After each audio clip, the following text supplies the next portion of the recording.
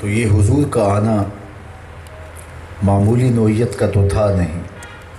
جس شان سے آئے، جس طرح سے اہل مدینہ نے حضور کا استقبال کیا، عقیدتوں کے پھول پیش کیے اور محبتیں حضور کی راہوں میں نچھاور کی، وہ تاریخ کا ایک انوکھا اور البیلا باب ہے۔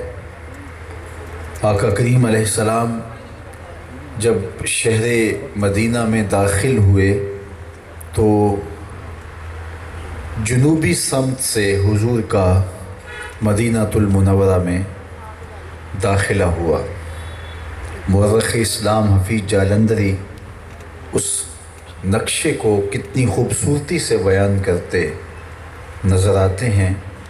جنوبی سمت سے اٹھا ایک نوری غبار آخر، جنوبی سمت سے اٹھا ایک نوری غبار آخر، سواد شہر میں داخل ہوا ناقہ سوار آخر۔ نبوت کی سواری جس طرف سے ہو کے جاتی تھی، درود و نعت کے نغمات کی آواز آتی تھی۔ مسلمان بچے بچیاں مسرور تھے سارے، گلی کوچے خدا کی حمد سے معمور تھے سارے۔ کہیں معصوم ننھی بچیاں تھیں دف بجاتی تھیں، رسول پاک کی جانب اشارے کر کے گاتی تھیں اور کہتی کیا تھیں، ہم ہیں بچیاں نجار کے عالی گھرانے کی، خوشی ہے آمنہ کے لال کے تشریف لانے۔ زباں پر اشرق البدر علینا کی صدائیں تھیں، دلوں میں ما دعا للہ دائی کی دعائیں تھیں۔ عجیب رنگ تھا، عقیدتوں کے امٹتے ہوئے جذبات تھے۔ جب حضور علیہ السلام داخل ہونے لگے اور اصحاب مدینہ، انصار مدینہ حضور کے لیے استقبال کرتے کھڑے تھے، اور حضرت بریدہ اسلمی جو ابھی اسلام لائے تھے، تو انہوں نے کہا لا تدخل المدینہ الا بلواء، حضور ہم مدینہ میں جھنڈے کے بغیر داخل تو نہیں ہوں گے، چونکہ وہاں عقیدتوں کے ہجوم تھے۔ 5000 انصار اپنے ابدان پہ اسلحہ باندھ کے حضور کے استقبال کے لیے کھڑے تھے۔ تو یہ منظر دیکھا تو عرض کی حضور ہم بغیر جھنڈے کے تو شہر میں داخل نہیں ہوں گے۔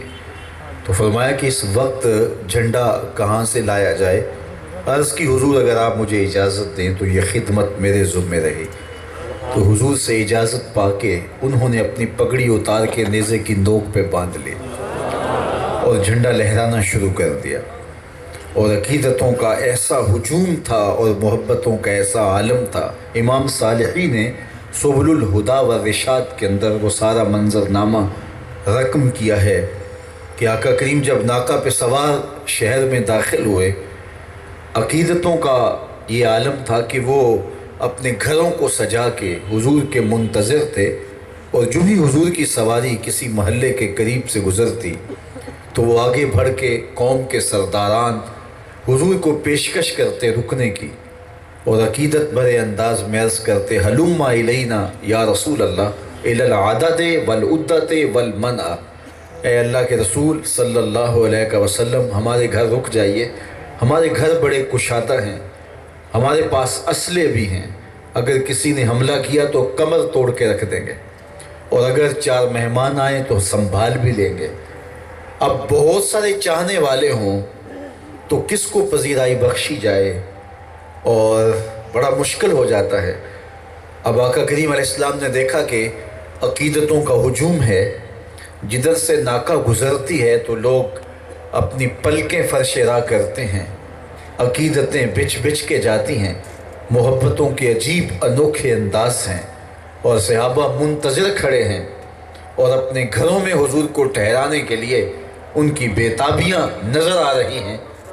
اب میرے آقا کریم نے کیا کیا کہ ناقہ کی مہار اس کی گردن پہ ڈال دی اور فرمایا خلو سبیلی ناقتی معمورۃ من اللہ، میری راہیں چھوڑ دو، میری اونٹنی اللہ کے حکم کی پابند ہے۔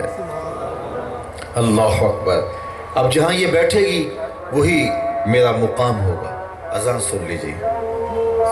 سبحان اللہ۔